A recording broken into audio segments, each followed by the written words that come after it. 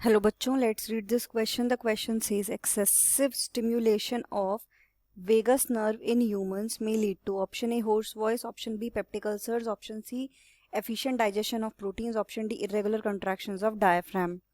तो इस क्वेश्चन में ये पूछा गया है कि अगर हम वेगस नर्व की बात कर रहे हैं तो अगर उसका एक्साइटेशन बहुत ज़्यादा हो जाता है, उसका स्टिमुलेशन बहुत ज़्यादा हो जाता है ह्यूमंस में, तो इनमें से क्या प्रॉब्लम आएगी.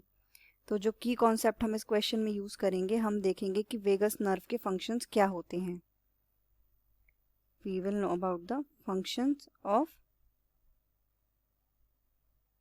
Vagus nerve. तो अगर हम वेगस नर्व की बात करते हैं तो वेगस नर्व क्या होती है. Vagus nerve is one of the 12 cranial nerves. हमारी बॉडी में जो क्रेनियल नर्व्स हैं वो कितनी होती हैं? 12 क्रेनियल नर्व्स होती हैं. और उनमें से जो 10th नंबर की क्रेनियल नर्व होती है वो कौन सी है? Vagus nerve. ये 10th क्रेनियल नर्व होती है. 10th cranial nerve, right. तो अगर हम वेगस नर्व की बात करें, ये सबसे ज्यादा लॉन्गेस्ट नर्व होती है. Longest nerve. वेगस का अगर हम मीनिंग की बात करें, वेगस का मीनिंग लैटिन में होता है वॉन्डरिंग. वेगस, इसका मीनिंग किस लैंग्वेज में? Meaning in Latin language is wandering, right. ये सबसे लॉन्गेस्ट नर्व है. और जो स्फीयर्स, ये जो हमारी नर्व होती है, जो स्फीयर्स ये कवर करती है, वो है neck, heart, lung, abdomen. Basically ये क्या कनेक्ट कर रही है? Connects neck, heart, lungs, abdomen, lungs, abdomen. किससे? ब्रेन से, राइट. ये नेक जो है, हार्ट है, लंग्स हैं, एब्डोमेन है, इनको कनेक्ट करती है. किससे? ब्रेन से कनेक्ट करती है.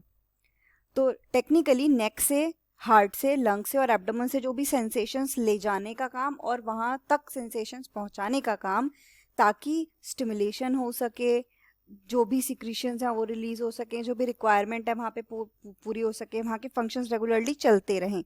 ये काम किसका होता है?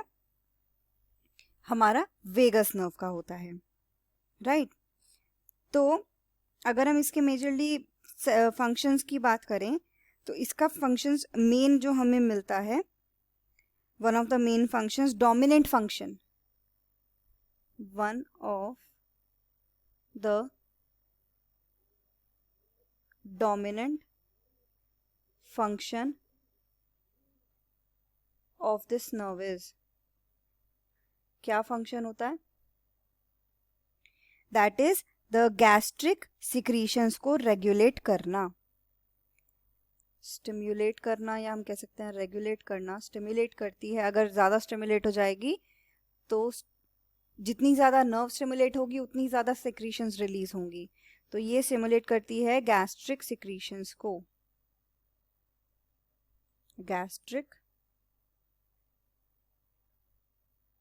सिक्रीशंस को ये स्टिम्युलेट करती है, जो इसका एक डोमिनेंट फंक्शन है.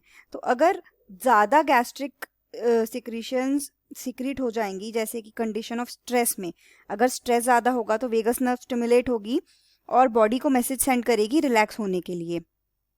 जितनी ज़्यादा स्टिमुलेशन इस सेल की, इस नर्व की रहेगी, उतनी ज़्यादा गैस्ट्रिक सिक्रीशंस बढ़ती चली जाएंगी. तो यहाँ पर हम क्या देख रहे हैं? स्टिम्युलेशन बढ़ा,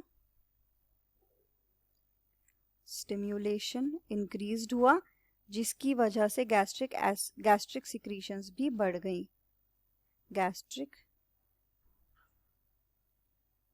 सिक्रीशंस भी बढ़ गई, राइट. और गैस्ट्रिक एसिड, गैस्ट्रिक सिक्रीशंस की जब हाइपर सिक्रेटरी यानी कि ज़्यादा सिक्रेट वाली स्टेट होती है, ये क्या डिजीज कॉज करती है? Peptic ulcers. Peptic ulcer disease ये बनाती है। तो यहाँ पर हमने क्या देखा कि पेप्टिक अल्सर बना, उसके अलावा गैस्ट्रोइसोफेजियल रिफ्लक्स डिजीज बनती है और जीआई ब्लीडिंग भी हो सकती है। गैस्ट्रोइसोफेजियल रिफ्लक्स डिजीज जिसे हम गर्ड भी बोलते हैं, इसके अलावा जीआई ब्लीडिंग ये भी हो सकती है इसमें। तो यहाँ पर हम क्या देख रहे हैं, ये सारे प्रॉब्लम्स ये कॉज कर रही है। अगर हम ऑप्शंस की बात करें, जो हमें ऑप्शन 1 दिया हुआ है होर्स वॉइस, तो होर्स वॉइस जो होता है ये साइड इफेक्ट होता है वेगस नर्व के स्टिमुलेशन का फॉर एपिलेप्सी, राइट।